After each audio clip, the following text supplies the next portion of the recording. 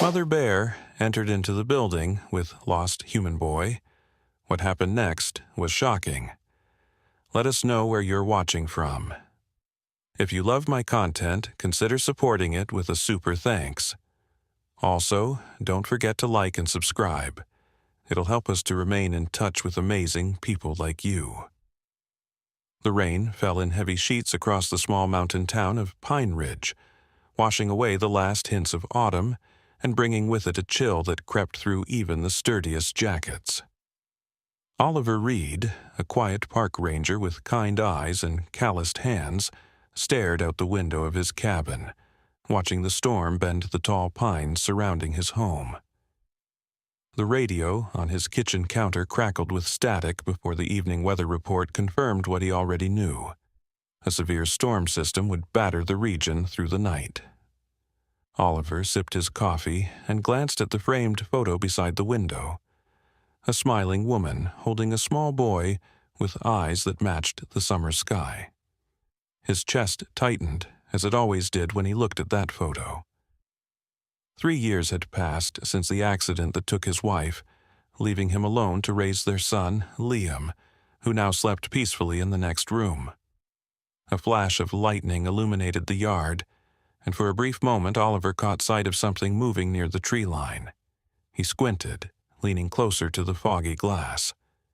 There it was again, a dark shape, too large to be a deer, too deliberate in its movements to be blown debris.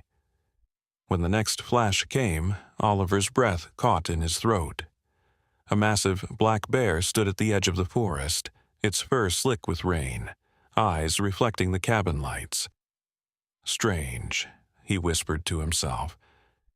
Bears typically sought shelter in weather like this, not wandered near human dwellings. As a ranger, he'd encountered plenty of bears, but something about this one's behavior seemed off. It paced back and forth, occasionally raising its head as if searching for something. A loud crash from Liam's room shattered Oliver's thoughts. He bolted down the hallway, heart hammering against his ribs.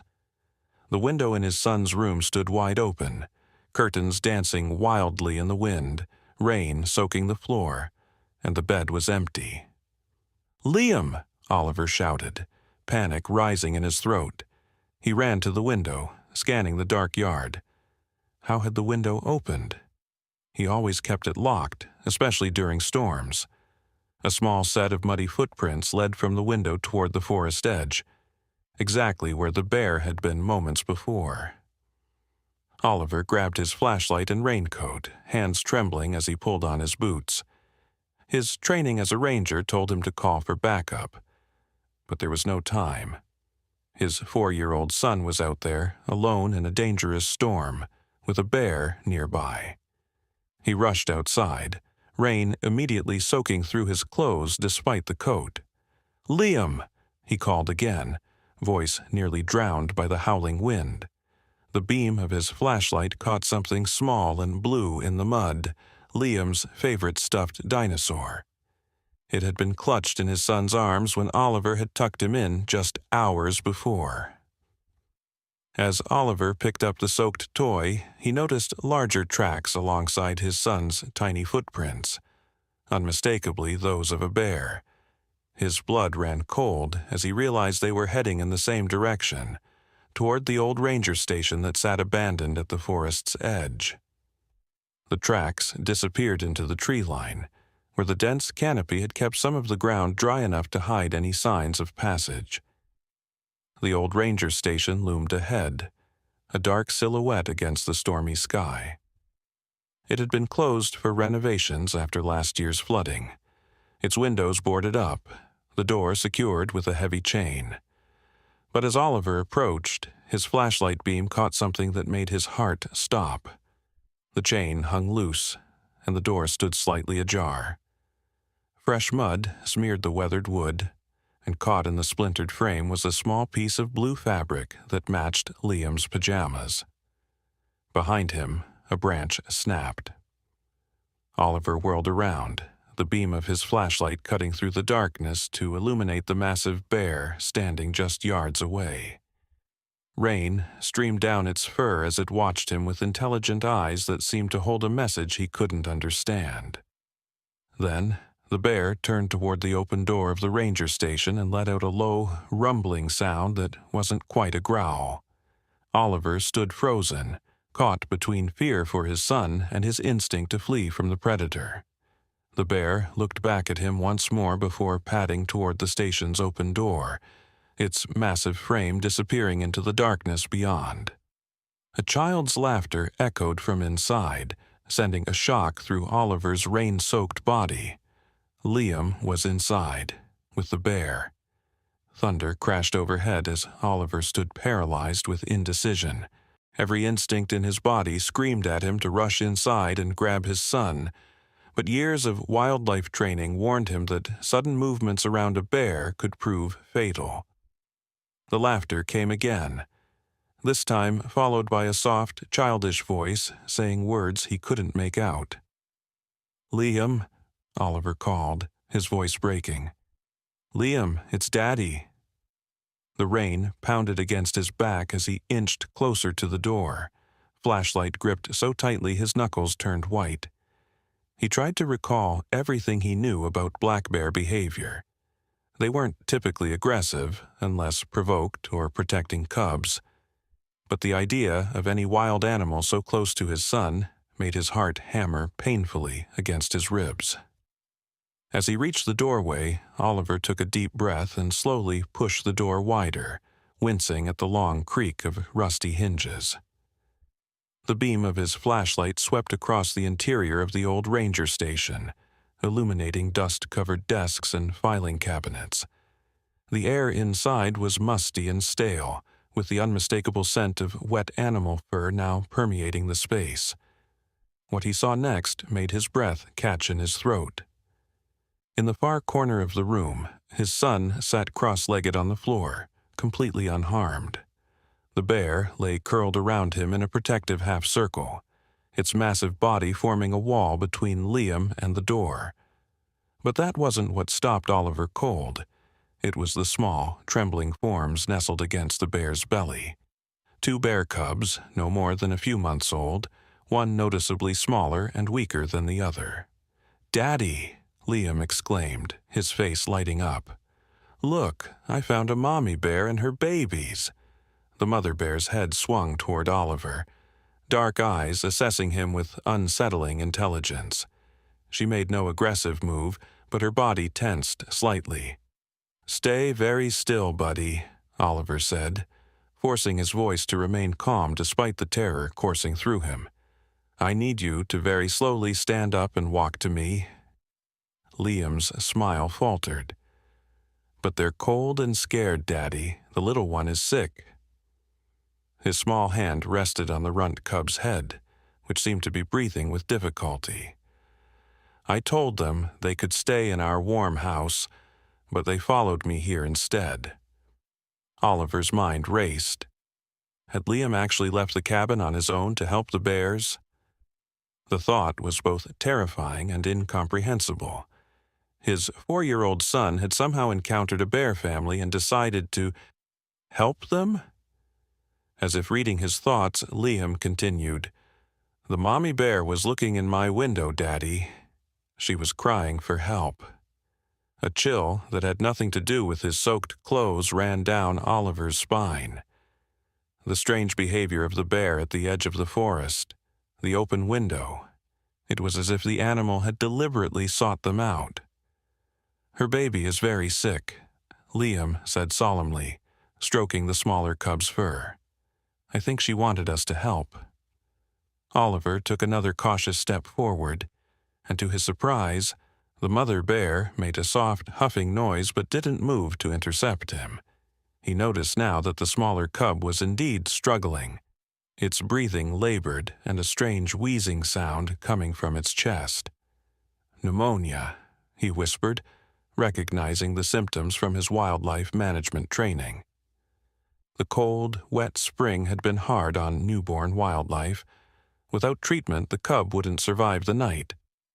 The station's old radio suddenly crackled to life, making everyone, including the mother bear, jump.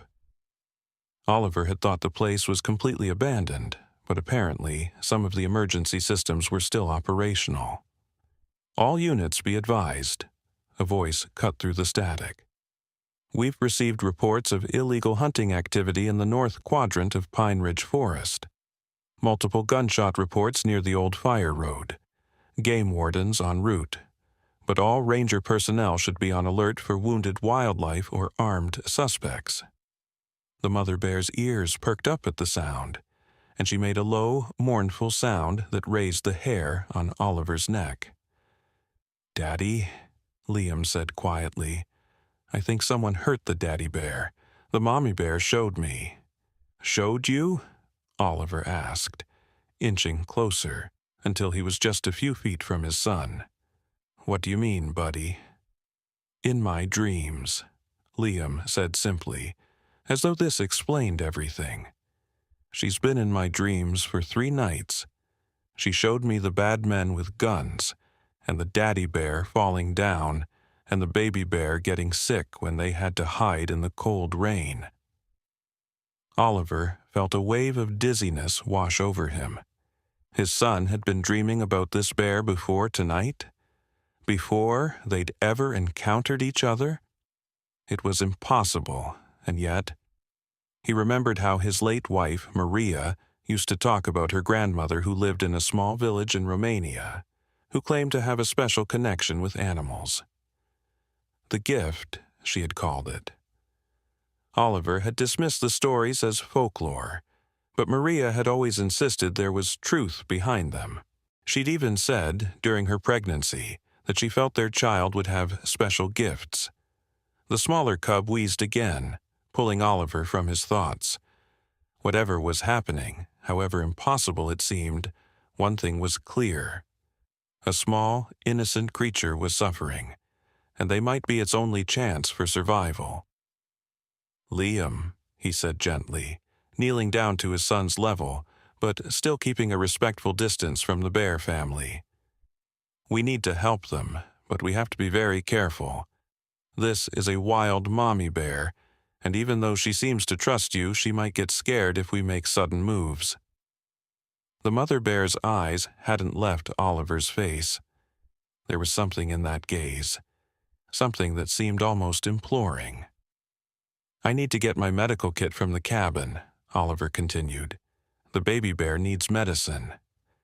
As if understanding his words, the mother bear shifted, uncurling slightly from around the cubs. Liam stood up slowly, still keeping one hand on the sick cub. "She says it's okay," Liam whispered. "She says you can help." A crash from outside made them all freeze. Bright light swept across the windows of the ranger station. Headlights, the crunch of tires on gravel, car doors slamming.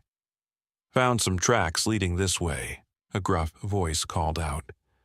"Looks like a bear, big one." "Good," another voice responded. "The buyer wants a female with cubs, triple pay if we can get all 3 alive." Oliver's blood ran cold. Poachers. Now the bear's desperate behavior made sense. She wasn't just seeking help for her sick cub, she was running from hunters who had already killed her mate.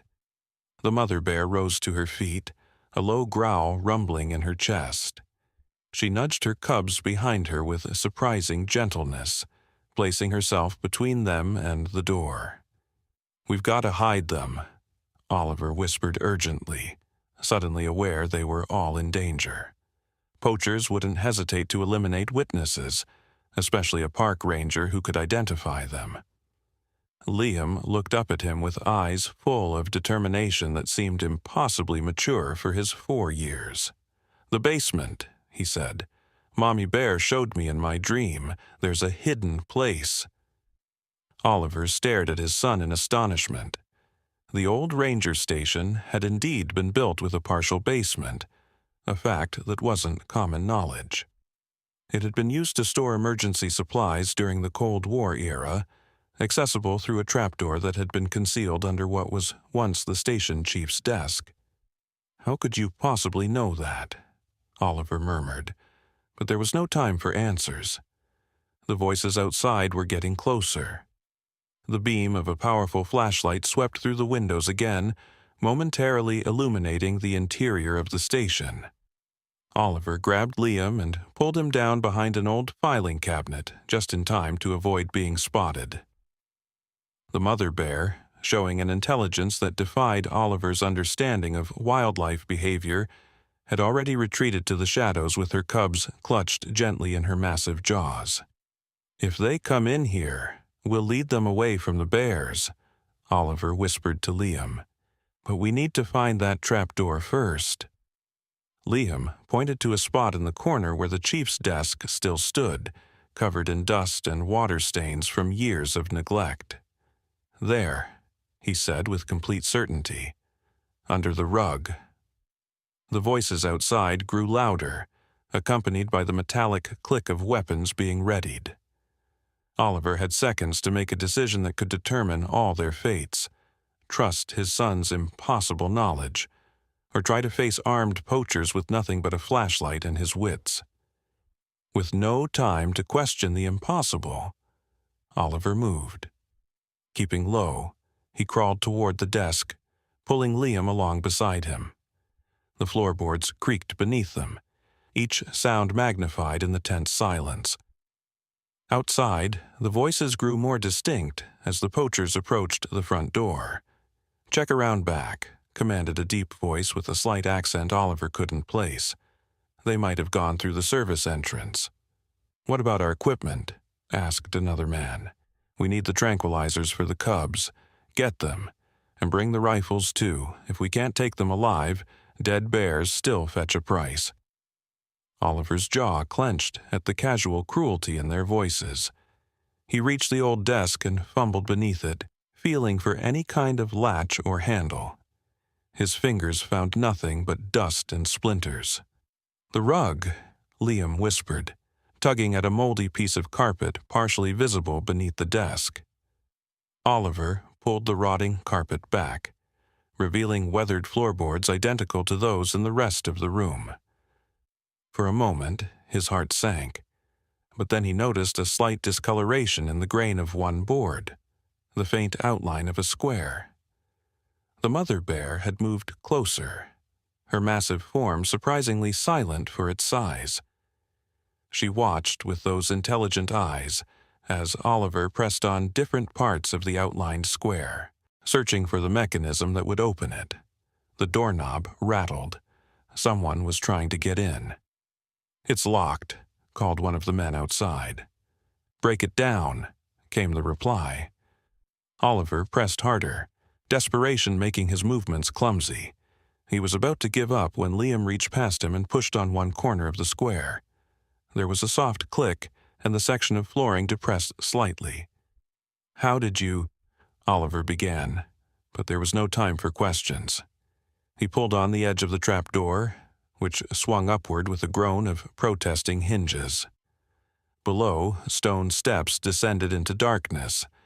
The mother bear moved forward, nosing her cubs toward the opening. The healthy cub went willingly, scrambling down the steps with surprising agility, but the sick one could barely move, its breathing now alarmingly labored.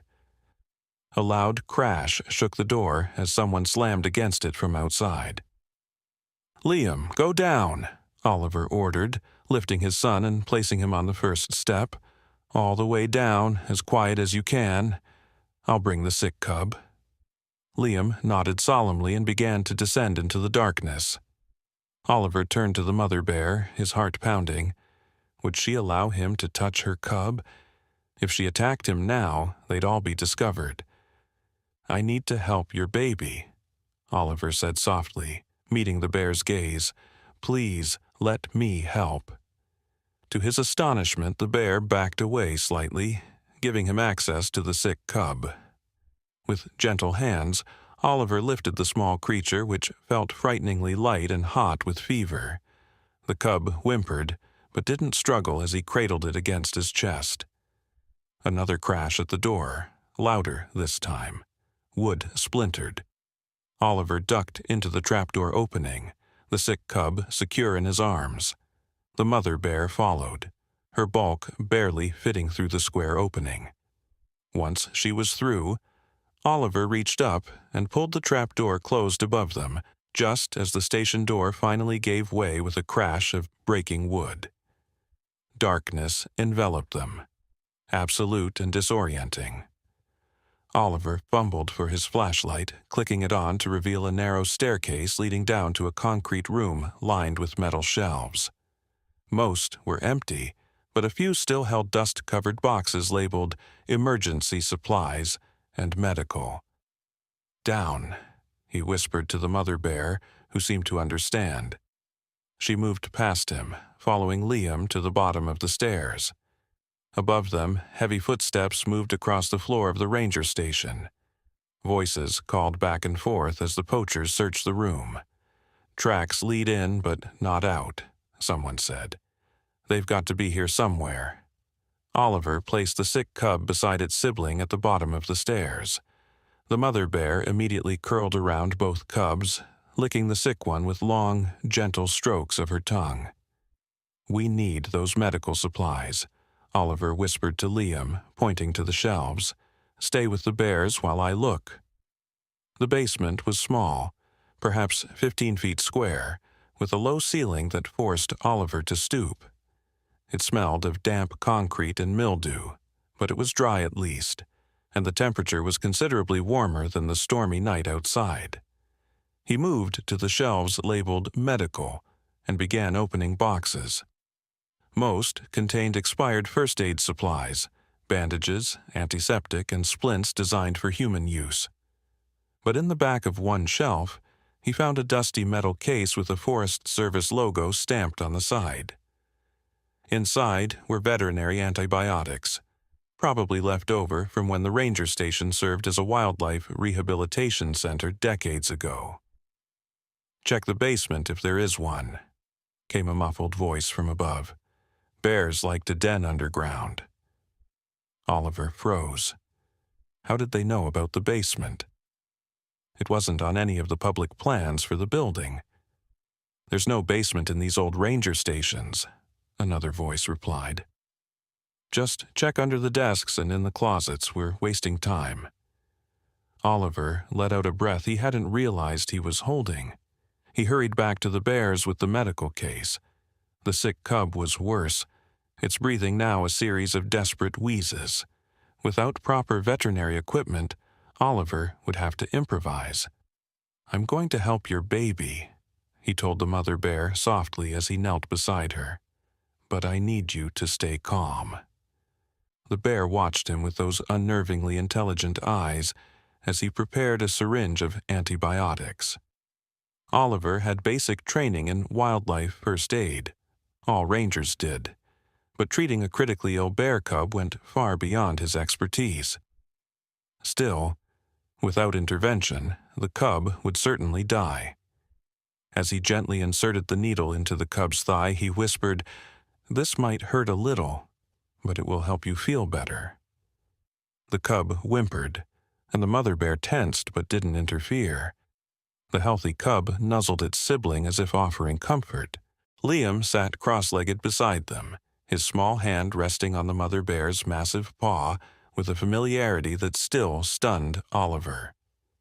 "It's okay," his son whispered to the bear. "My daddy helps animals all the time." Upstairs, the search continued. Furniture scraped across the floor as the poachers grew more frustrated.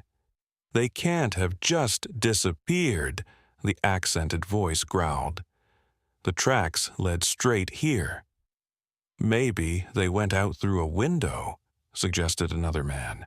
"In this storm? With cubs? Check again." Oliver administered a second injection, a mild sedative that would help the cub breathe more easily. As he worked, a question nagged at him. How had these poachers tracked the bear family so effectively through a raging storm? And why were they so determined to capture them alive?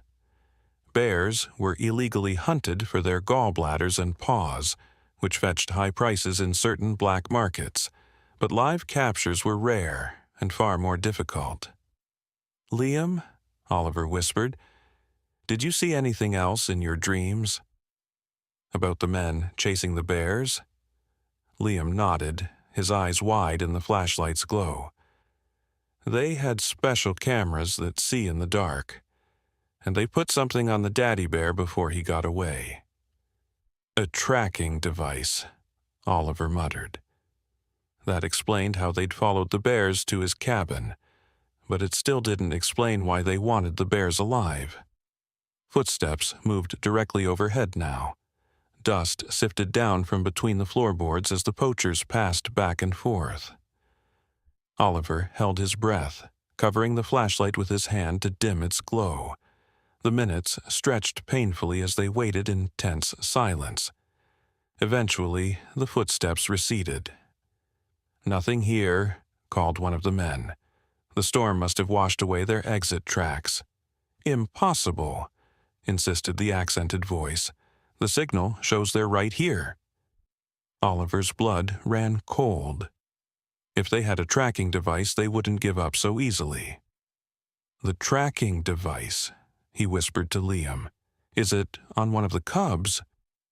Liam shook his head and pointed to the mother bear's right ear, where Oliver now noticed a small, dark object partially embedded in the flesh. It was barely visible against the bear's black fur, a tiny transmitter that had likely been shot into her ear during a previous encounter with the poachers. With trembling fingers, Oliver reached for his multi-tool. The mother bear watched him, then did something that left him breathless. She tilted her head toward him, offering him access to her ear. "This will hurt," Oliver warned, though he wasn't sure if the bear could understand him. "But it will keep you safe." Outside, car doors slammed. Engines started. "They're moving on," Liam whispered excitedly. "No," Oliver said grimly. "They're regrouping. We don't have much time." With a quick motion, he extracted the small transmitter from the bear's ear. A trickle of blood followed, but the bear remained still, only a slight rumble in her chest betraying her discomfort. "I need to get this far away from here," Oliver said, examining the tiny device. "Make them think you've moved on." The mother bear made a soft huffing noise and nudged Oliver's hand with her nose. There was something almost like gratitude in the gesture. The sick cub's breathing had already improved slightly, its desperate wheezing softer now. The antibiotics were working, but the cub would need more treatment and time to recover fully. "I have to go upstairs," Oliver told Liam. "I need to throw this tracker as far as I can to lead them away. You stay here with the bears." Fear flashed across Liam's face. "But what if the bad men come back?" "I'll be right back," Oliver promised. "Just stay quiet and keep the flashlight covered." He placed his hand on the trapdoor, listening intently. The station above seemed silent now, but he couldn't be certain the poachers were truly gone. Taking a deep breath, he pushed the trapdoor up just enough to peer out. The main room was empty, the front door hanging from broken hinges. Rain continued to pour in through the open doorway, pooling on the wooden floor. Oliver slipped out of the basement and closed the trap door carefully behind him. Moving to the broken door, he peered out into the storm. 2 vehicles were parked in the clearing before the station, a black SUV with tinted windows and a mud-spattered pickup truck. 4 men stood beside the vehicles, huddled under the meager shelter of a pine tree, as they studied something one of them held. Oliver ducked back inside before they could spot him. He needed to get the tracking device far from the station, but with the poachers still so close, leaving would put him at risk of discovery. A flash of inspiration struck him. The old ranger station had a network of drainage pipes that led from the gutters down to a creek a 1/4 mile away. If he could get the tracker into one of those pipes, the rushing rainwater would carry it far from their location. He moved to a window on the side of the building away from the poachers and forced it open. Outside, the gutter downspout ran just below the windowsill. With a silent prayer, he dropped the tiny transmitter into the rushing water of the downspout and heard a faint plinking sound as it was swept away. "The signal's moving!" came a shout from outside. "South, toward the creek!"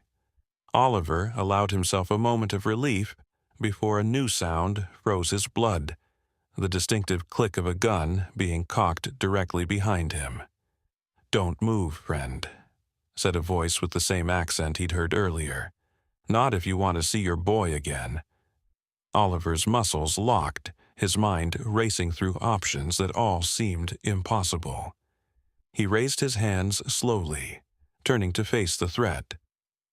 The man standing behind him was tall and lean, with sharp features partially hidden beneath a heavy beard. He wore expensive hunting gear despite the warm spring weather, and the rifle in his hands was no ordinary hunting weapon. It was a custom tranquilizer gun with military-grade modifications. "Park Ranger," the man observed, noticing Oliver's uniform beneath his rain jacket. "What are you doing out in this storm, in an abandoned building?" "I could ask you the same thing," Oliver replied, struggling to keep his voice steady. "This is protected forest land. Hunting is prohibited in this sector." The man's mouth curved into a smile that didn't reach his cold eyes. "We're not hunting. We're collecting. There's a difference." He tilted his head, studying Oliver. "You removed something from one of my specimens just now. Where is it?" "I don't know what you're talking about." The smile disappeared. "The tracking device. The one you just threw out the window. Our little investment was moving quite steadily in one direction, then suddenly changed course. Rather convenient timing, wouldn't you say?" Outside, engines started. The other poachers were following the false trail of the tracker. "Now," the man continued, "where is the mother bear and her cubs? The one you've been hiding." Oliver's mind raced. This man knew too much, was too confident. A terrible realization dawned on him. They must have been watching his cabin before the storm hit. They might have even seen Liam interact with the bears. "There are no bears here," Oliver insisted. "Just me. I'm on patrol, checking buildings for storm damage." The man sighed as if disappointed. "Rangers, always so predictable with your conservation speeches." He took a step closer, the rifle still aimed at Oliver's chest. "Let me be clear. Those bears are worth a great deal of money to people who don't care about your wildlife protection laws. The mother, specifically, is quite valuable. There aren't many black bears with her particular gifts." A chill ran down Oliver's spine. "Gifts?" The man's eyes narrowed. "Don't play ignorant. You've seen it, or you wouldn't be protecting her. The intelligence, the awareness, the connection." He gestured toward the window. "Black bears don't seek out humans for help. They don't lead children to safety. They don't allow humans to treat their cubs. Unless they're special." Oliver kept his expression neutral despite his shock. How long had they been watching? And what did this man mean by gifts? "There are rumors," the man continued, "of bears in these mountains that are different. Bears that understand human speech, that can communicate in ways no animal should. Bears that some of the locals claim have special powers. My employer pays extremely well for such specimens." "Your employer?" "A collector of unique biological anomalies," the man replied with a casual shrug. "The specific application of his research isn't my concern. Now, where are they?" A floorboard creaked somewhere in the building. The man's head snapped toward the sound, momentarily distracted. In that split second, Oliver lunged forward, grabbing the barrel of the rifle and shoving it upward. The gun discharged with a muffled thump, sending a tranquilizer dart into the ceiling. Oliver drove his shoulder into the man's chest, using his weight to slam him against the wall. The rifle clattered to the floor. The poacher was stronger than he looked, though, recovering quickly and landing a solid punch to Oliver's ribs that knocked the wind from his lungs. They grappled in the darkness, each fighting for advantage. Oliver managed to land a hard blow to the man's jaw, sending him staggering backward. But as Oliver moved to press his advantage, his foot slipped on the rain-soaked floor, and he went down hard, striking his head against the edge of an old desk. Stars exploded across his vision. He felt the warm trickle of blood down his temple as he struggled to regain his feet. The poacher was already up, retrieving his rifle and leveling it at Oliver once more. "That was foolish," the man said, breathing heavily. "Now, I'll ask one last time before I start using more persuasive methods. Where are the bears?" Before Oliver could respond, a low, rumbling growl filled the room, a sound so deep it seemed to vibrate through the floorboards. Both men turned toward the source. The mother bear stood in the shadows, reared up on her hind legs, nearly 8 feet tall and radiating fury. Her eyes reflected the faint light from outside, 2 glowing points in the darkness. The poacher's face lit with triumph. "There you are," he murmured, swinging his rifle toward her. "Worth every bit of trouble you've caused." "No!" Oliver shouted, knowing the man would tranquilize the bear and kill him as a witness. What happened next occurred so quickly that Oliver later struggled to piece it together. As the poacher took aim, a small figure darted from the shadows. Liam, moving with a child's silent quickness, grabbed the poacher's leg. "Leave them alone!" Liam shouted. Startled, the poacher stumbled, his shot going wide. The tranquilizer dart embedded itself in the wall as he tried to shake Liam off. "Get back, you little—" The poacher reached down to grab Liam, his face twisted with rage. The mother bear charged. Oliver had seen bears move before, had filmed them for research studies and conservation documentaries, but he had never seen anything like this. The massive animal covered the distance between them in what seemed like a single heartbeat, moving with impossible speed and precision. She didn't attack with claws or teeth as Oliver expected. Instead, she slammed her massive shoulder into the poacher, sending him flying across the room to crash into the wall. The rifle went off again as it fell from his hands, but the dart missed everyone, skittering across the floor. The mother bear placed herself between Liam and the dazed poacher, her message unmistakable. The child was under her protection. "Daddy!" Liam ran to Oliver, who pulled him close, checking him for injuries. "I told you to stay in the basement," Oliver said, his voice shaking with relief and fear. "The baby bear got better," Liam explained earnestly. "He told me to come help you." Oliver didn't have time to process that impossible statement. The poacher was already struggling to his feet, pulling something from his jacket, a pistol, small but deadly. "Remarkable," the man said, a hint of genuine admiration in his voice as he aimed at the bear. "My employer will be very pleased." "Your employer will have to be disappointed," came a new voice from the doorway. Everyone turned to see a woman standing in the broken entrance, rain dripping from her dark poncho. She held a shotgun with practiced ease, its barrel pointed steadily at the poacher. Her badge gleamed on her belt. State Wildlife Officer. "Officer Chen," she introduced herself, not taking her eyes off the poacher. "Drop the weapon, now." For a moment, the poacher seemed to consider his options. His gaze flicked from the officer to the bear to Oliver and Liam. Finally, with a grimace of frustration, he lowered the pistol to the floor. "This is a misunderstanding," he said smoothly. "I'm a licensed wildlife biologist conducting approved research." "Save it," Officer Chen replied. "We've been tracking your operation for months." She gestured with her shotgun. "Hands on your head, face the wall." As the poacher complied, she spoke into the radio at her shoulder. "Chen to dispatch. I've apprehended one suspect at the old ranger station.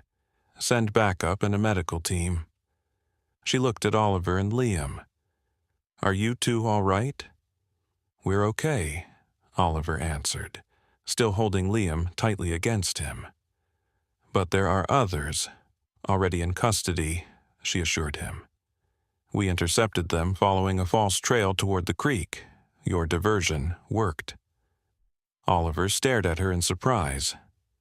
How did you know about that? Officer Chen's expression softened slightly. We've had the station under surveillance since we got reports of poaching in the area. We saw you throw the tracker and figured out what you were doing.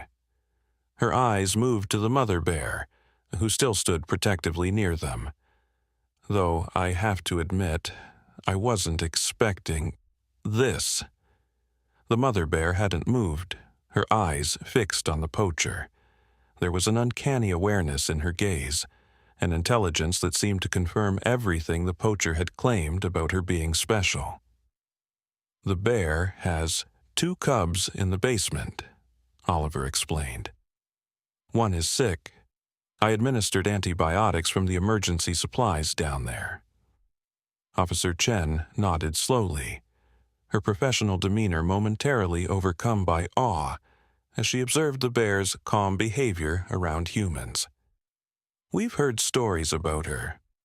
Some of the old-timers in the department call her the Guardian. They say she's been protecting these woods for years, intervening when hikers get lost or when other animals are in danger. She shook her head. I always thought they were just ranger tall tales. She led my son to safety, Oliver said, and she came to us for help with her cub. The poacher laughed bitterly from his position against the wall. And you still don't understand what you found. That bear is worth millions to the right buyer.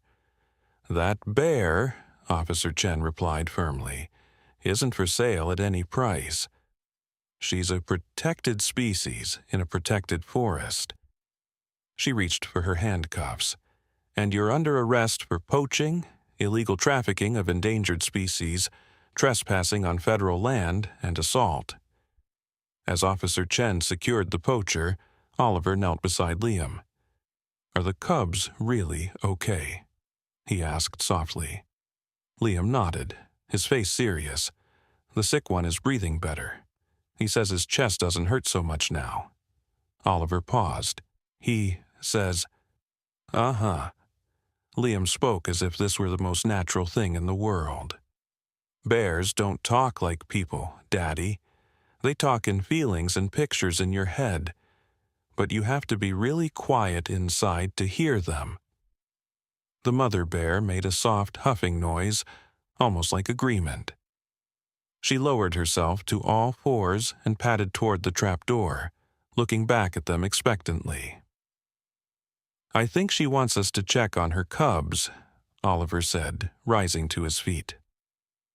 Officer Chen finished securing the poacher to a radiator pipe and joined them. I'll need to document the cub's condition for our report, she explained. And we'll have a wildlife vet here soon to make sure they get proper treatment. Together, they followed the mother bear to the basement, where the 2 cubs waited. The sick cub was indeed breathing more easily, though it still looked weak. The healthy cub bounded around its sibling, occasionally nudging it playfully. As the adults assessed the situation, Liam sat beside the bears, speaking softly to them as if continuing a conversation only he could hear. The mother bear lay down beside her cubs, allowing Liam to lean against her massive side as naturally as if she were a family pet. I've never seen anything like this, Officer Chen murmured to Oliver. Bears don't behave this way with humans. It's like she knows you're trying to help. I think she does know, Oliver replied, watching his son laugh at something only he understood. My wife's grandmother used to talk about people with special connections to animals. I always thought they were just folk tales, but Liam... He shook his head, still struggling to process everything that had happened. He says the bears talk to him in feelings and pictures. Officer Chen's radio crackled, announcing that backup was 5 minutes out. What will happen to them now? Oliver asked, nodding toward the bear family. Normally, we'd relocate them deeper into the protected wilderness, she answered. But with a case this unusual, I'm not sure. The poachers specifically targeted this bear family because of their unique behavior. If they're released back into the wild, others might come looking for them. The mother bear watched them intently, her eyes moving between the humans as if following their conversation. She understands, Liam said suddenly. She knows you're talking about her? Officer Chen looked startled, but before she could respond, shouting erupted from upstairs. Multiple voices called back and forth as the backup officers arrived and discovered the apprehended poacher. "Stay here," Officer Chen instructed, heading for the stairs. "I need to brief my team." As she disappeared up the trapdoor, Oliver sat beside Liam and the bears, exhaustion settling over him like a heavy blanket. The adrenaline that had carried him through the confrontation was fading, leaving him shaky and lightheaded. The cut on his temple throbbed painfully. "You okay, buddy?" he asked Liam, who was stroking the sick cub's head with gentle fingers. "Uh-huh, but Daddy, we can't let them take the bears away." Liam's eyes filled with tears. "They need us." Oliver sighed, unsure how to explain the complexities of wildlife management to a 4-year-old. "Wild animals belong in the wild, Liam. That's their home." "But the bad men will find them again," Liam insisted. "Mommy Bear showed me. More bad men will come." The certainty in his son's voice sent a chill through Oliver. He remembered the poacher's words about his employer, a collector willing to pay millions for bears with gifts. If one group had targeted this bear family, others might follow. The mother bear made a soft rumbling sound and nudged Liam with her nose. The boy nodded as if she had spoken to him. "She says they can't go back to their old cave," Liam translated. "The bad men know where it is, and her special place isn't safe anymore." "Special place?" Oliver asked. "The place where all the special bears go, deep in the mountains. But it's not safe now because the bad men found it." Oliver stared at his son, then at the bear, a wild thought taking shape in his mind. What if there was a population of these unusual bears hidden somewhere in the forest? Bears with heightened intelligence, with the ability to communicate in ways that defied scientific understanding? It seemed impossible, but then, everything about this night had been impossible. Heavy footsteps approached the trapdoor, and Officer Chen returned, accompanied by an older man in a wildlife management uniform. His weathered face broke into an expression of wonder as he spotted the bear family. "I'll be damned," he whispered. "It really is her." "This is Dr. Michaels," Officer Chen introduced. "He's been with the Wildlife Service for 30 years, specializing in bear behavior." Dr. Michaels approached slowly, maintaining a respectful distance. "I've been tracking rumors of this bear for over a decade," he explained.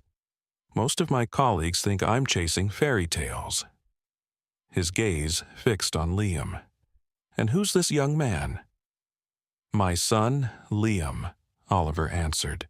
"He seems to have some kind of connection with the bears."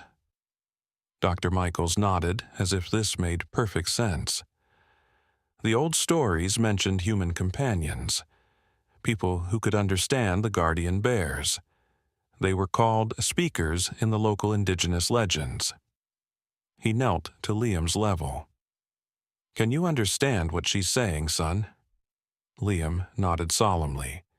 "She talks in pictures and feelings, and sometimes words, but not like our words." "Amazing," Dr. Michaels breathed. He looked up at Oliver. "Your boy has a gift that's incredibly rare. The Nez Perce tribe who originally inhabited these mountains believed that certain children were born with the ability to communicate with guardian spirits who took animal form." Oliver frowned. I don't understand what any of this has to do with where the bears will go now. They need a safe place, away from poachers. That's what I came to discuss, Doctor, Michaels said. We've been developing a special conservation area specifically for bears like these. Bears that show unusual behavioral patterns and intelligence. It's a remote valley, about 100 miles north of here, with natural barriers that make it difficult for humans to access. We call it the sanctuary. Is it really safe? Oliver asked skeptically. The poacher mentioned his employer has been tracking these bears for years. Dr. Michaels' expression darkened.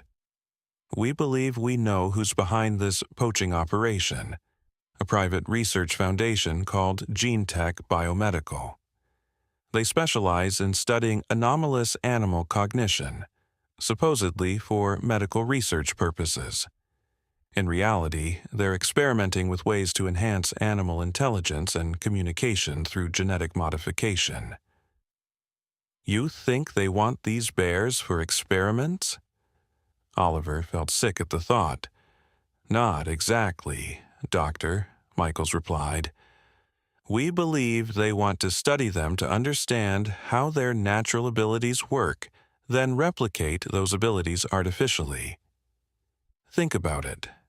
Animals that can understand human speech, that can communicate complex concepts, that can form bonds with humans beyond ordinary domestication. The military and pharmaceutical applications alone would be worth billions. The mother bear growled softly, pulling her cubs closer to her. She understands what you're saying, Liam whispered. She's afraid. Dr. Michaels nodded grimly. She should be.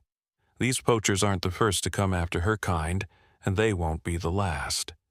The sanctuary is our best option, but even that might not be enough if GeneTech is determined enough. A young officer appeared at the trap door. Dr. Michaels, the transport team is here with the wildlife ambulance. They're ready whenever you are. Thank you, Doctor, Michaels replied. He turned back to Oliver.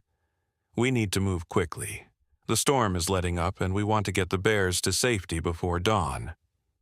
Oliver looked at his son, still nestled against the mother bear's side as if he belonged there. What about Liam? He's formed some kind of bond with them.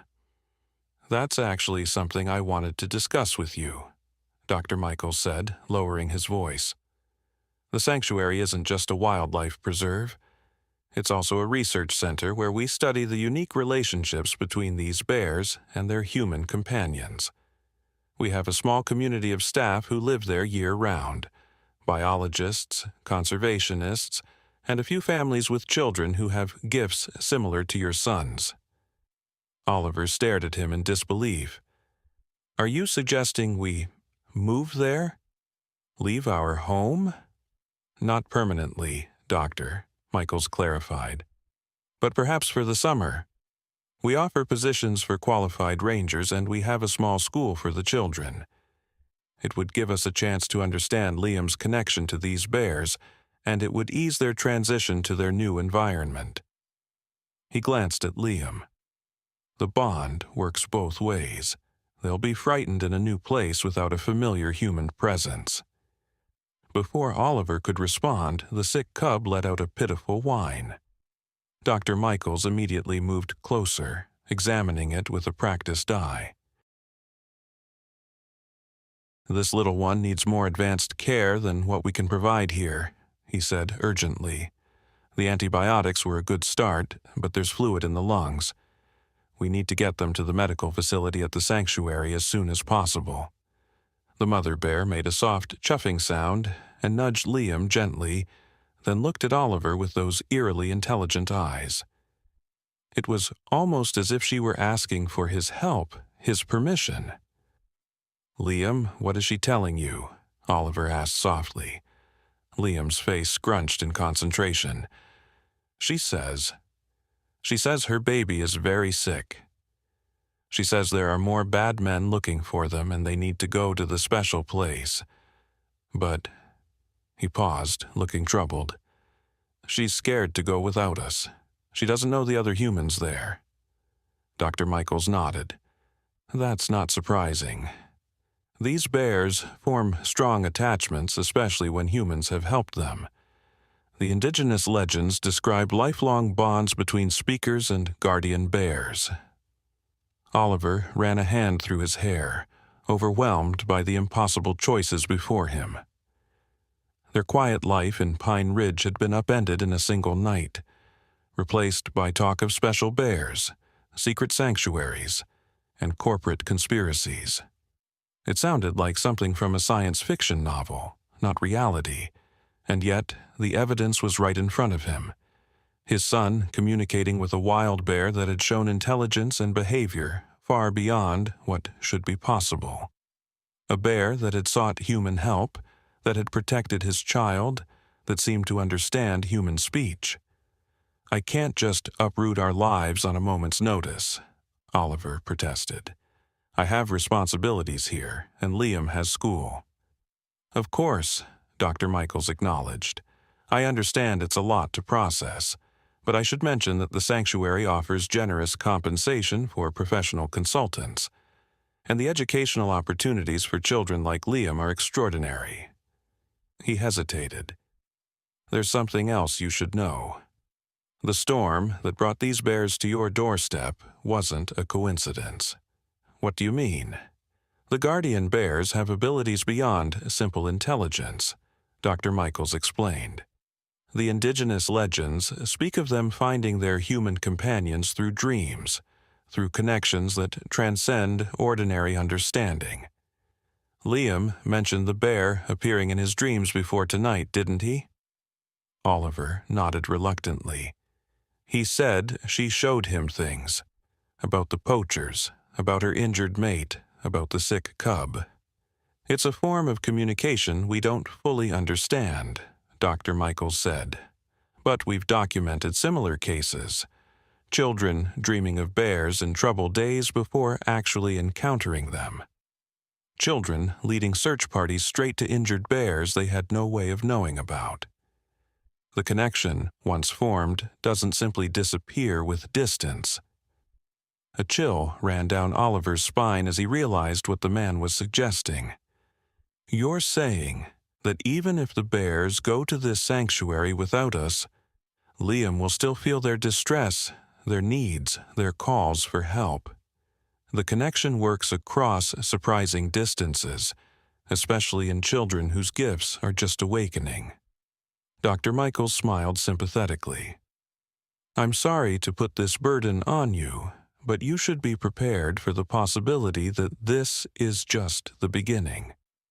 Your son has a rare and precious ability that could make an enormous difference for these amazing creatures." The mother bear shifted, bringing her face close to Oliver's. Her breath was warm against his skin as she gazed into his eyes with an intelligence that could not be denied. In that moment, something passed between them, not words or pictures as Liam described, but a feeling of trust, of connection, of shared purpose. "She's saying thank you," Liam whispered, "for helping her babies, and she's saying she'll keep us safe if we come with her." Oliver found himself at a crossroads he had never imagined facing. The practical part of him, the single father who had carefully reconstructed a stable life for his son after tragedy, warned against dramatic changes based on a single strange night. But another part of him, perhaps the part that had fallen in love with these mountains and their mysteries years ago, whispered that some opportunities came only once in a lifetime. "I need time to think," Oliver said finally. "But first, let's make sure these cubs get the medical attention they need."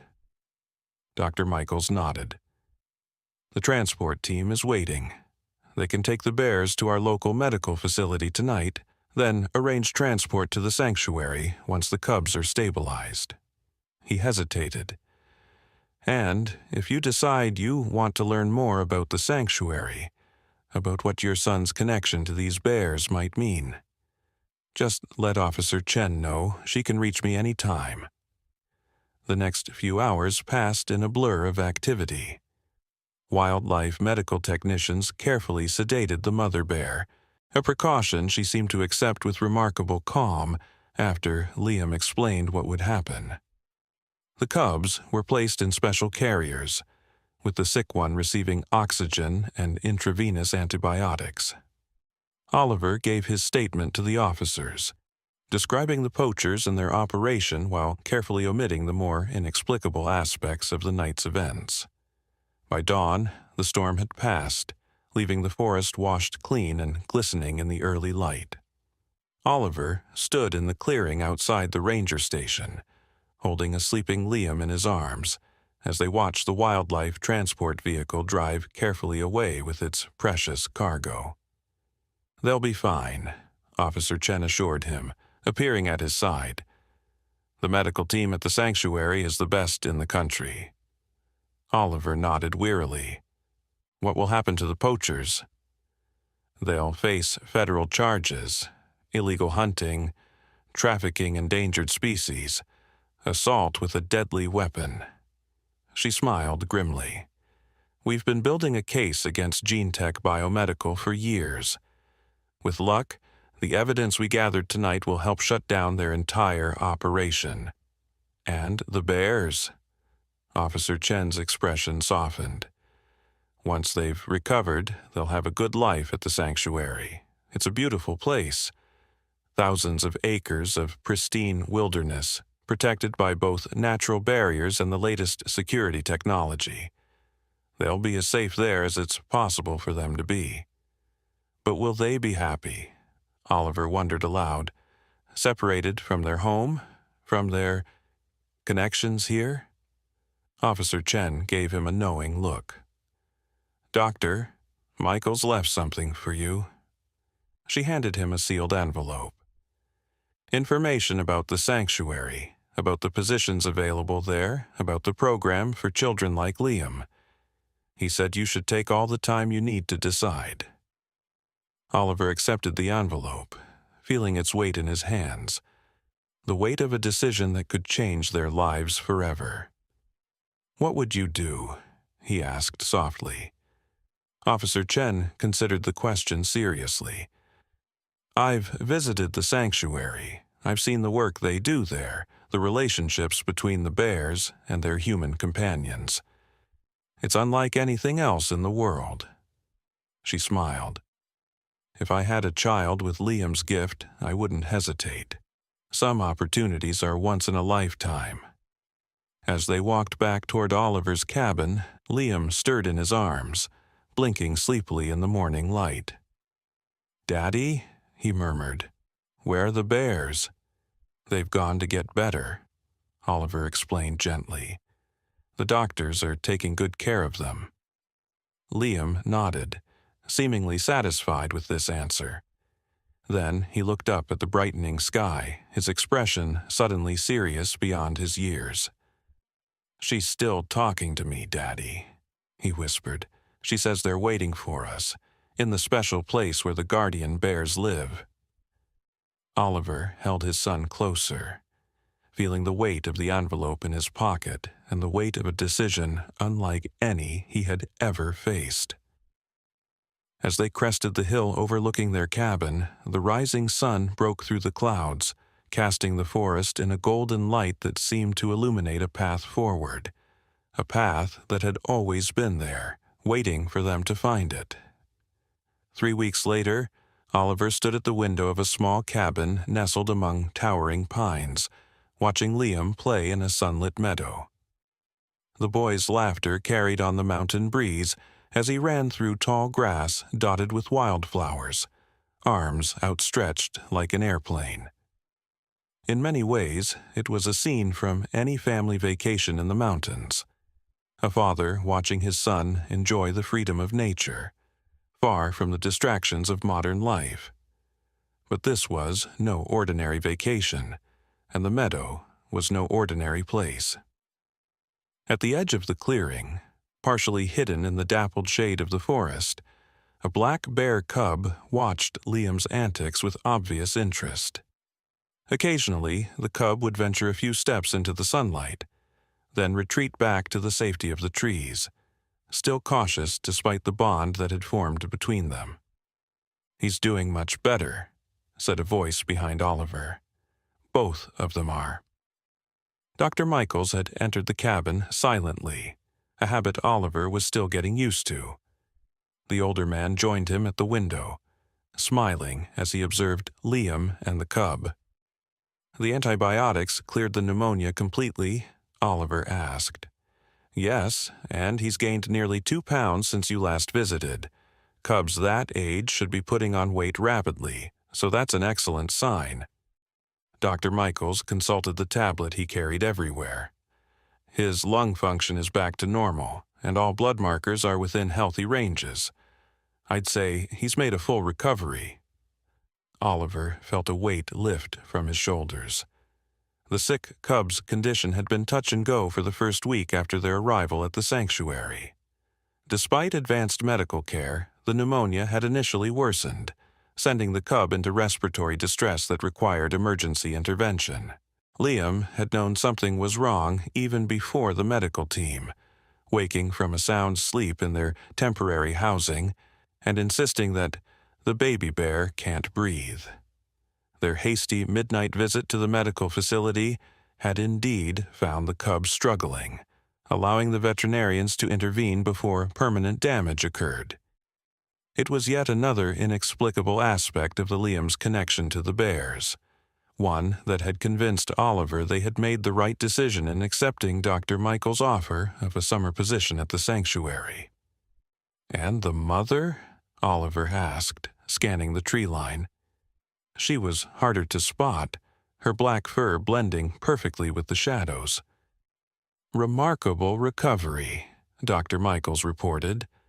"The tracking device had caused a low-grade infection in her ear, but that's healing well. Physically, she's in excellent condition." He paused. "Behaviorally, she's still more guarded than we'd like. She allows Liam near the cubs, but remains wary of other humans, even our most experienced staff." "Can you blame her? After what humans did to her mate?" Dr. Michaels nodded sadly. "We've been monitoring reports from game wardens in the region where she was captured. They found a male black bear shot about a month ago. Poachers took the gallbladder and paws but left the rest. It's likely it was her mate." The thought made Oliver sick. He'd spent his career trying to protect wildlife, but the illegal trade in animal parts continued despite conservation efforts. Bears were particularly vulnerable, their parts fetching high prices in certain markets for use in traditional medicines and exotic foods. "Has there been any progress tracking down this gene tech company?" he asked. Dr. Michaels' expression darkened. "They're slippery. The poachers we captured were hired through multiple layers of shell companies. They've provided some information in exchange for reduced sentences, but nothing that directly links back to GeneTech's upper management." He sighed. "We know they're still operating, still searching for these bears. That's why security here remains our top priority." Oliver had seen that security firsthand during the rigorous process of their arrival at the sanctuary. The journey had involved multiple vehicle changes, blindfolds during certain segments, and a final approach by helicopter to the hidden valley. The sanctuary itself was surrounded by sheer cliffs on 3 sides and a single, heavily guarded access road on the 4th. Surveillance systems monitored every approach, and armed rangers patrolled the perimeter. It seemed extreme until one understood what was at stake: the protection of a unique population of bears with abilities that defied scientific explanation, and the children who could communicate with them. "Liam seems to be adjusting well," Dr. Michaels observed, watching as the boy coaxed the cub further into the meadow with gentle words and encouraging gestures. "Better than I expected," Oliver admitted. "But he still asks about going home sometimes. He misses his friends, his preschool. That's natural. And remember, this arrangement doesn't have to be permanent." Dr. Michael turned from the window to face Oliver directly. "The summer position you accepted runs through September. By then, you'll have a better sense of whether the sanctuary is the right place for you and Liam long term." Oliver nodded, though the decision still felt overwhelming. Their life in Pine Ridge had been predictable, stable, exactly what he'd sought after Maria's death. The sanctuary offered something entirely different, a place where Liam's unusual abilities were not only accepted, but celebrated, where he could develop a gift that might otherwise have been dismissed as childish imagination. But it also meant isolation from the broader world, secrecy, and constant awareness of potential threats. Was that really the childhood he wanted for his son? "I've been meaning to ask," Oliver said, changing the subject. "How many children like Liam are there here?" "Currently, 8, ranging in age from 4 to 17, Dr. Michaels answered. "Each connected to specific bears or bear families. Some discovered their abilities like Liam did, through dreams and spontaneous connections. Others were born into families that have worked with the sanctuary for generations. And they all can communicate with the bears. Yes, though their abilities manifest differently. Some receive primarily emotional impressions, others get mental images or sensory experiences. A few of the older children describe something closer to actual language. Not human words, but structured communication they can translate." He smiled. "You'll meet them all at the community dinner tonight." The children have been eager to meet Liam since they heard about his connection to the guardian mother. "The guardian mother?" Oliver repeated. "That's what they call her, the bear who found you and Liam. She has a reputation even among the sanctuary bears. The teenagers who work with our historical records believe she might be a descendant of the original guardian bears described in indigenous legends from centuries ago."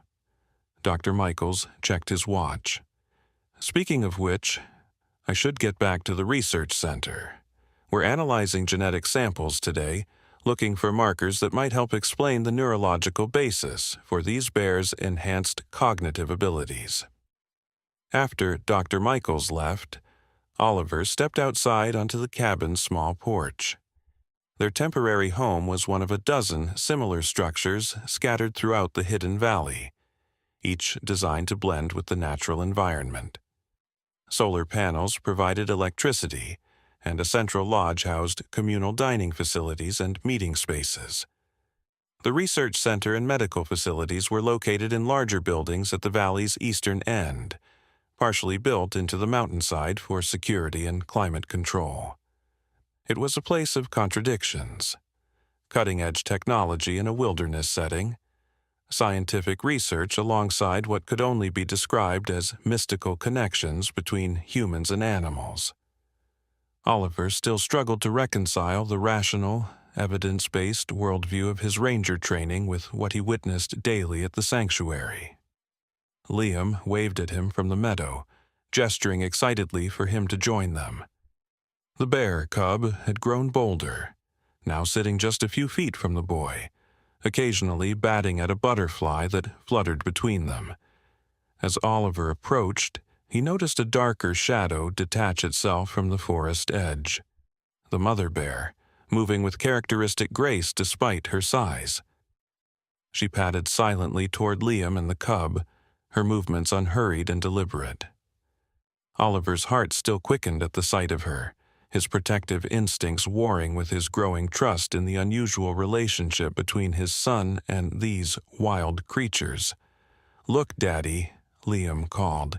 "She's going to show us something special today." "Is she?" Oliver kept his voice casual, though his curiosity was genuine. Over the past weeks, he'd witnessed enough to know that Liam's interpretations of the bear's intentions were typically accurate. The mother bear stopped a respectful distance from them, sitting back on her haunches in a posture that seemed almost human in its deliberation. She made a soft chuffing sound, and the cub immediately abandoned its play to join her. "She wants us to follow," Liam announced confidently, already moving toward the forest edge. There's a special place she wants to show us. Oliver hesitated. They had explored parts of the valley with Dr. Michaels and other staff, but venturing into the forest with only the bears as guides felt like crossing a boundary. The rational part of his mind reminded him that, despite their unusual behavior, these were still wild animals with instincts and reactions that could be unpredictable. "I'm not sure that's a good idea, buddy," he began. "We should probably check with Dr. Michaels first." Liam turned to him with an expression of such certainty that Oliver was momentarily taken aback. "It's okay, Daddy. She's one of the old ones. She knows all the special places. She wants to show us because we helped her babies." "The old ones?" "The bears that remember everything, the ones that teach the other bears." Liam spoke matter-of-factly, as if explaining something obvious. "Some bears just know bear things, but the old ones know people things too. They remember from a long time ago." Oliver felt a familiar chill at his son's words. Liam had been sharing these kinds of insights more frequently since their arrival at the sanctuary. Casual comments that revealed a worldview both ancient and alien. Dr. Michaels had explained that this was common among the children who communicated with the bears. They absorbed not just specific messages, but entire conceptual frameworks that shaped how they understood the world. The mother bear watched them patiently, her intelligent eyes moving between father and son as if following their conversation. When Oliver still hesitated, she did something unexpected. She walked closer, moving slowly and deliberately until she stood directly before him. Then, in a gesture he would have considered impossible weeks ago, she dipped her massive head in what could only be described as a bow. "She's promising to keep us safe," Liam translated, his voice filled with wonder. "She never does that with grown-ups, only with the children." Oliver found himself speechless. The bear's eyes met his, and in that moment he felt something he couldn't explain, a connection that bypassed language, that reached for something deeper and more primal. It wasn't the complex communication Liam described, more like an emotional impression. Respect, gratitude, invitation. "All right," he said finally, "but we stay together and we don't go far." Liam's face lit up with excitement. "Thank you, Daddy." He turned to the bears. "He says we can come." The mother bear made a soft sound that might have been approval, then turned and began walking into the forest, her cub scampering alongside her. Liam followed without hesitation, and Oliver fell into step behind them, still marveling at the surreal nature of their situation. The forest grew denser as they moved away from the meadow, ancient pines giving way to a mixed woodland of maple, oak, and birch. Sunlight filtered through the canopy in dappled patterns, illuminating a forest floor carpeted with ferns and wildflowers. The air was cool and fragrant with the scent of pine and damp earth. Oliver had expected to feel anxious, venturing into unfamiliar territory with only wild animals as guides, but instead found himself experiencing an unexpected sense of peace. There was something about the rhythm of their walk, the bears' confident movements, and Liam's absolute trust that soothed his usual hypervigilance. After about 20 minutes of steady walking, the forest opened into a small clearing, dominated by a massive oak tree that must have been centuries old. Its trunk was wider than Oliver could have encircled with his arms, its branches spreading in a canopy that shaded most of the clearing. At its base, between gnarled roots that rose like wooden waves from the forest floor, was a small spring, clear water bubbling up from the earth to form a shallow pool before flowing away in a narrow stream. The mother bear stopped at the edge of the clearing, waiting for them to catch up. Liam gasped in delight. "It's the talking tree," he exclaimed. "The one she showed me in my dreams." Oliver looked around the peaceful clearing, trying to understand its significance. Why did she bring us here, Liam? Before Liam could answer, the mother bear moved toward the ancient oak, stopping at its base. She rose up on her hind legs and placed her front paws against the trunk, stretching to her full height. With careful movements of her claws, she marked the bark, leaving distinct patterns that didn't look like ordinary bear scratches. Liam watched, transfixed. "She's telling the tree about us," he whispered. "She's saying we helped her family when no one else would. She's putting our names in the story." Oliver approached slowly, studying the marks on the tree. Now that he looked more closely, he could see that the entire trunk was covered with similar markings. Hundreds, perhaps thousands of them. Some fresh, others weathered by time until they were barely visible. They formed patterns that seemed almost deliberate, too regular to be random damage. "These are bear writings?" he asked, scarcely believing his own words. "Not writing like our writing," Liam explained. "More like memories.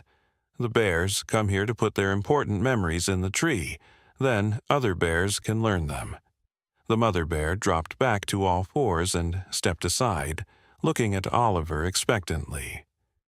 "She wants you to touch the tree, Daddy," Liam said, "where she put our names." Feeling slightly foolish but unwilling to disappoint either his son or the bear, Oliver stepped forward and placed his hand on the freshly marked bark. For a moment, nothing happened. Then, so subtly he might have imagined it, he felt a warmth beneath his palm that didn't seem to come from the sun-heated wood. With the warmth came a cascade of images, fleeting, dreamlike impressions that passed too quickly to fully grasp. A mother bear losing her mate to human hunters. Cubs in danger. A desperate journey through storm and darkness. A human child with no fear. A man who helped instead of harmed. Safety found. A debt acknowledged. Oliver stumbled backward, startled by the intensity of the experience. It was gone as quickly as it had come, leaving him disoriented and breathless. "Did you see them, Daddy?" Liam asked eagerly. "Did you see the pictures in the tree?" I'm not sure what I saw," Oliver admitted, staring at his hand as if it might hold some explanation. "There were images, but so fast." "That's because you're not a speaker," came a voice from behind them. Oliver whirled around to find they were no longer alone in the clearing. A teenage girl stood at the forest's edge, her long dark hair pulled back in a practical braid. She wore the khaki uniform of the sanctuary's junior rangers, but her posture suggested a confidence beyond her years. "I'm Maya," she introduced herself. "I work with the Guardian Mother's sister. Dr. Michael sent me to find you when you didn't answer your radio." Oliver patted his pockets, realizing he'd left the communication device back at the cabin. "Sorry about that. We were invited on an unexpected tour." Maya smiled, completely at ease despite the presence of the bears. "The Guardian Mother doesn't invite many adults to the message tree. You should feel honored." She approached without hesitation, stopping to acknowledge the mother bear with a respectful nod that was returned in kind. "You called it the message tree," Oliver noted. "You understand what these markings mean." "Some of them," Maya replied. "The older ones are harder to interpret.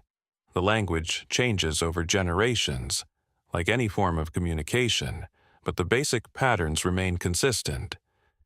She traced her fingers over a set of marks higher on the trunk. "This tells of a great fire, 100 years ago. This one records a season when salmon failed to return to the spawning grounds. This one remembers a child who was lost in the forest and guided home by bears." "And you can read these? Like Liam understands the bears?" Maya considered the question. "Not exactly like reading. It's more receiving. The memories are stored in the tree somehow, and when speakers touch the markings, the memories transfer. It doesn't work for most adults. Their minds are too— She searched for the word, too settled, too certain about how the world works. The mother bear made a soft huffing sound, and Maya smiled as if at a private joke. "She says you're different," the girl translated. "You still have questions inside. That's why you could feel something from the tree, even if you couldn't understand it clearly." Oliver wasn't sure whether to be flattered or unsettled by this assessment. How many of these trees are there? 7 that we know of, scattered throughout the protected wilderness, Maya answered. They're ancient. Carbon dating of the core samples puts the youngest at over 300 years old. The indigenous people of this region considered them sacred and protected them long before the sanctuary was established. The implications were staggering. Generations of bears recording their experiences, creating a communal memory that spanned centuries. It contradicted everything science understood about animal cognition, about the limitations of non-human intelligence. If these bears have been communicating this way for hundreds of years, Oliver wondered aloud, why hasn't it been documented? Why isn't this common knowledge? Maya's expression grew serious. Because humans who discovered it either didn't believe what they were seeing, or— She hesitated. Or they understood its value and tried to exploit it. The bears learned to hide their abilities from most humans. They passed that knowledge down through these trees, through their collective memory, which humans to trust, which to avoid. But children like you and Liam can still connect with them. Children who are born with the gift, yes, the bears call us the ones with open minds. They seek us out when they need help, when there's danger they can't face alone. Maya looked at Liam with a gentle smile. It's a big responsibility being a speaker, but it's also the most amazing gift. The mother bear made a series of soft sounds, and both Liam and Maya listened attentively. "She says it's time to go back," Liam reported. "Other bears are coming to use the tree." Maya nodded in agreement. "We should respect their space. Bears from all over the valley come here to record important events.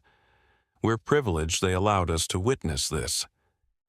As they prepared to leave, the mother bear approached Oliver once more.